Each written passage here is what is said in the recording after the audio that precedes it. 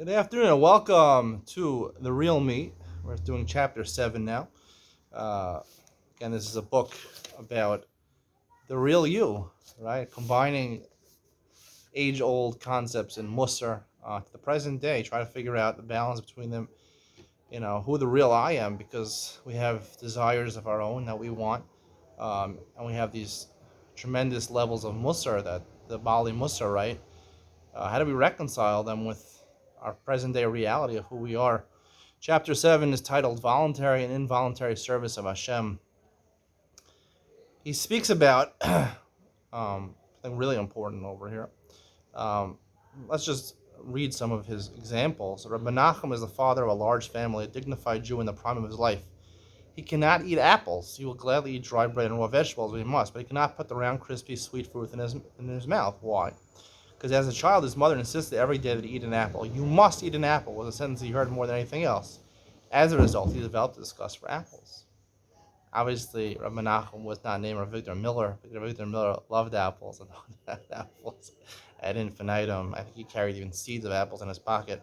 Shoshana, the mother of a wonderful family and great Balapusta, cannot bring herself to fold laundry. She can wash mountains of dishes, mop the floor 3 times a week, and do it all cheerfully, but she cannot tackle the laundry. It frustrates her. The reason is because this was a job she had to do every day as a little girl. And he goes on to explain many of the actions that we do willingly and enthusiastically lose their flavor once we are forced to do them.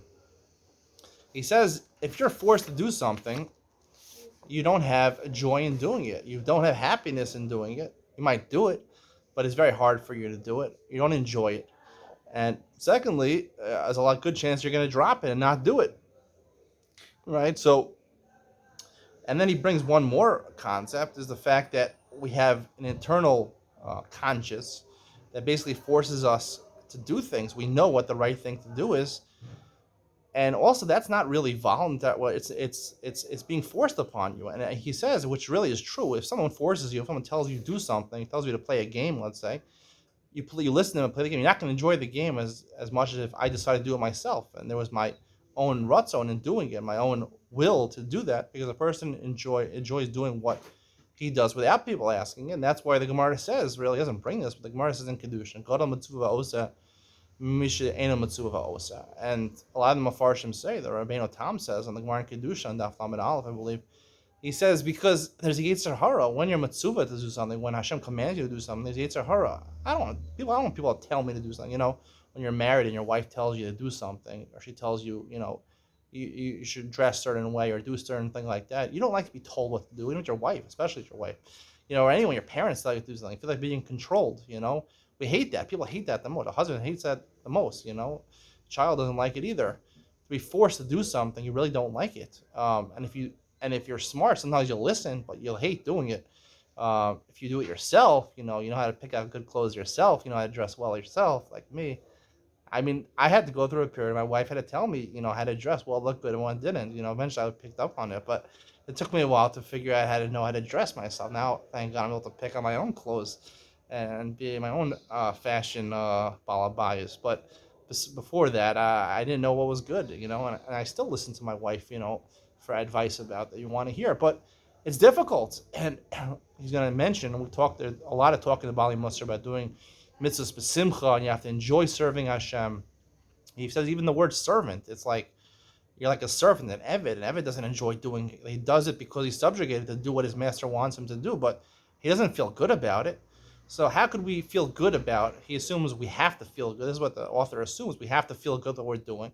Maybe because there's an Indian, there's a midah of simcha that some of the Bali Musar write, or just if we want to perpetuate and continue to do what we're supposed to do, we need to feel good about it. So how do we look at it in a way that should make us feel good? Now, he does bring the example of Bali Tshuva. Bali Tshuva are people that were secular, or maybe like me, or grew up modern Orthodox. I don't know exactly what definition of Bali Tshuva is, but certainly his book is talking for the author of Kiryat Sefer, and Avrech from Kiryat Sefer, people from birth, Haredi from birth, yeshivas from birth, So they have, they're born into a lifestyle where they're forced to, daven 3 times a day, learn Torah the whole day, and do all the mitzvos, on the highest level. But people are Bali Tshuva. He says those people have a grab it very easy, right? Because they weren't given that life, and a lot of time you see that. You see it that people that are Bali Tshuva, The Gemara says even Gerim, Kashal Yisrael Kasapachas, because they do it more willingly, because they have more of a joy in doing the mitzvahs. It's easier for them to do the mitzvahs. Bali Shua, it's easier than doing mitzvahs. For me, there was a point in my life where it was very easy to go from a life of doing everything by rote. Oh wow, now I have mitzvahs to do. I can learn Torah all day. I'd go to class in YU and take out a Gemara, in the middle of class and study Gemara, the art scroll, and in the back of the class. There was even some teacher that told me to put the Gemara away. I was studying Gemara in the middle of my secular classes. It was a joy for me. I was brought up the wrong way, a modern Orthodox. A terrible, disgusting modern Orthodox. I'm joking. You should know that I'm joking. I hope that you know that I'm joking. And now I found the right way. I found already the proper way of doing it. And of course, it's a big shukah. He does mention in parentheses at the end of the time, after many years, Bali Shua frequently adapted the system, fall into the rut, and suffer the same problems we were discussing. I don't know if that's true exactly. I think people that left the life of secularism behind, like Uri Zohar, Uri Zohar has just passed away. He was an Israeli actor, maybe the most famous Israeli actor in the 1970s. He became Baal Tshuva, and to the last days of his life, he lived in a very small machsan, a small apartment. He was learning Torah his whole life. I don't think it goes away really, because you feel everything you do, you change your whole life. So, but he's talking for people that are from birth, right? If you're modern Orthodox, from birth. So what do you do in that situation? Where does desire come from? So in order to answer that question, he comes on a notion which is discussed in Musar's Forum about Avas Hashem and Yiras Hashem. This is basically what he says. He says we have to realize that the mitzvos are not just mere commandments. Hashem says that it's not rules. Do the 613 commandments, and if you don't, you're going to die.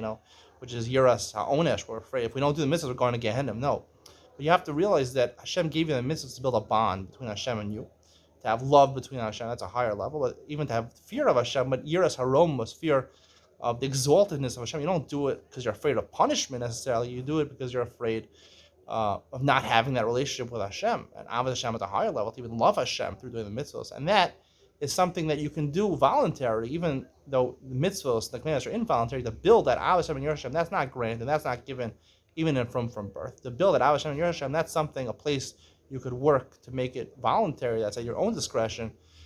And that way you can have the fervor and you can have enjoyment in serving God. And maybe it's not called serving. He says, like we're banim, we're sons of, which really are the children of Hashem. Don't think of yourselves as Eved Hashem. The highest level is Moshe Rabbeinu, who died Eved Hashem. He would do it even through mere compulsion. He would be able to serve Hashem. But we're not on that level of Moshe Rabbeinu. We do it as banim. We do it as sons of Hashem. Look at the princes. And Hashem says, don't do the averos. You shouldn't go to Gehenna. We shouldn't look at it. We're afraid of the punishment. It's just a loving father who's telling us not to do the bad things. He doesn't want what's bad for us, but we're doing it because out of our love and fear of not having the relationship with God. We want to have the relationship with God. That's how he answers the question. I hear what he's saying over here, but I have a lot of problems with this parak on a number of accounts. First of all, I do believe it is true that ultimately, you should want to do the mitzvahs and you should enjoy them. But I don't think the mitzvahs in the present day, the way they're given to us, the way we understand them through the drush of the Torah, that's the only level we have them on. From the Gemara is the only level of drush. I've mentioned many times the highest level is to understand the secret behind the mitzvahs, which we don't understand. Some Rishonim have attempted to find some Misharsha and mitzvahs, Sefer HaChinuch, but we don't really understand the sod of the mitzvahs. I do believe the sod of the mitzvahs, even though we pass like the Gemara Rava, mitzvahs lav lahanos, we're going to eventually pass like Abai, mitzvahs lahanos, and we'll eventually understand the mitzvahs. And the mitzvahs are enjoyable. It doesn't mean literally the mitzvahs to shake a lulav and esrog. There's a different meaning behind the mitzvah. Obviously, right now, we do the drush because we don't know any better. We should know there is a higher level which actually is physically enjoyable in the ways of this world. We don't know it yet, but that's something to keep in mind. It doesn't help us for nowadays. Another thing is to assume, another problem I have with this chapter is to assume that we have to do things b'simcha. The Sfarim talk about you have to do something b'simcha, mitzvah gadol liyos b'simcha tamid. I don't think that's true. And an internal sense of coercion that we feel from our conscience, right? We feel that we have to do the mitzvahs, we have to make the decisions. That's what your conscience really does. Until you give that up, you have that feeling, I have to make a decision, I have to make the right decision. Whether you're Jewish or not Jewish, you're given that conscience at 16, 18 years old, something like that. and however long you take it is however long you exist for. Um, so basically, that internal coercion does exist. Doesn't mean you have to be happy all the time. I don't buy into this notion that you have to be happy all the time. I think yes, eventually, if you use your free will and do your obligation, you will emancipate yourself, and you will. But you are a slave. I'm sorry that we are avadim. We are slaves until we're freed. Until we're freed. Hopefully, one day we'll be freed. But it's up to you to ensure that you become a ben chorin, and you have that ability through your free will. Like he's mentioned many times, you have that free will. That's the real you, the free will. So I don't agree with this idea that you have to do the mitzvahs b'simcha. Um, you're right. There are people that grow up as Bali Tshuva or modern Orthodox, and they become more firm. They come more to the right. There is that excitement in their lives, but again, they still feel that they're on the same level with from birth. It's not that from birth have it harder, because the real test is the real you is your decision making, and that internal compulsion exists just as much for a Bali Tshuva, for modern Orthodox people. It exists for them also, and even though they might enjoy learning Torah and mitzvahs, decision making is still very hard for them. It's a very hard decision, and sometimes the decisions are so much more complex because it involves turning away, turning your back on what you grew up with, the relationships that you had. And, oftentimes you have to adjust those relationships, or sometimes not, sometimes break the relationships. I'm not advocating breaking the relationship. Sometimes I don't want to get into this. I do want to get into this. I mean, sometimes you have to break the relationships for a little bit of time. I'm not saying that is the only way of doing it, but sometimes there's no other solution. I'm not saying it's a good thing or a bad thing, but sometimes you have to at least adjust the relationships, because you're different than them. And when you become Haredi and your parents are secular or modern Orthodox, you're going to have a lot of bickering, a lot of quarreling about relationship. They want to see, every parent wants to see the child grow up, do the path that they chose in their life. They want their children to be like them, and when they're different than them, it causes them a lot of pain, and you have to navigate those challenges. So it might, in terms of doing the mitzvahs and learning Torah, you might have more of a geschmack, more enjoy it more, but you'll navigate other difficulties in terms of navigating your personal relationships, and ultimately it comes down to decision making. You have to make the proper decisions. So they do have that internal compulsion. It is equal for everybody. For Goyim also, even if you're not born Jewish, you have that internal compulsion, and you have to make the right decision. They're judged based on that. It's the real you, whether you're Jewish or not Jewish, not based on the Torah mitzvahs, how much Torah you learn, how many mitzvahs you do. We try to think it's like, when you go up to Shamayim, it's like two scales. The more mitzvahs and Torah you do, every word of Torah the Gra says you do learn is another mitzvah. Just learn Torah your whole life. Go to meals with your family and just put your head in the sefer the whole time of the meal. No, you don't do that. That's not the right decision. It might be more mitzvahs, but it's not a mitzvah. It's a mitzvah b'ava avera. It's the wrong decision. So, in terms of his assumption over that you have to be joyous and you have to, I don't think that's true. I think eventually, if you pass the test and you make the decisions in the right way for a long enough time, you will come to a satisfaction in your life.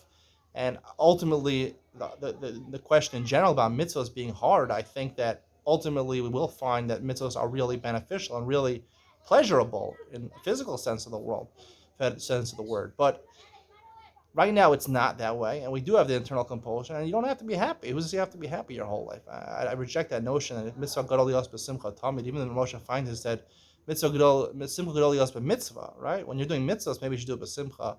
Maybe you should do it b'simcha. I don't know if you have to do it b'simcha. The Gemara says in a shechina shoreh elam mitoch simcha. You're not going to have shechina. Whether you want shechina or not shechina, that's a different question. But you don't have shechina if you do mitzvahs b'simcha. If you learn Torah b'simcha, you have shechina. Whether you want the shechina or not, I'm not going to address that for now. But it definitely doesn't say you have to be b'simcha tamid. You always have to be b'simcha in your life. I think it's from Nachman Breslov says this. I think it's a big mistake. There is a point in your life, eventually, hopefully, you will find enjoyment and satisfaction with your life. But in the beginning, kolos kashos. In the beginning, everything's very difficult to start off a new life, even if you're from birth, to carve out your own niche in life. It's difficult in the beginning, and it's compulsion. You have to go through it. I'm sorry, we're born in jail. You have to get out of jail. That's what the Shari Tshuva says, right at the beginning. It says, right, that we're in jail. We have to, and someone's telling us a path to get out. Tshuva is a path to get out, right? Take the path, get out of jail. That's up to us. But that's basically what he says and what I say. A little different, but we'll see you in the next chapter. Bye.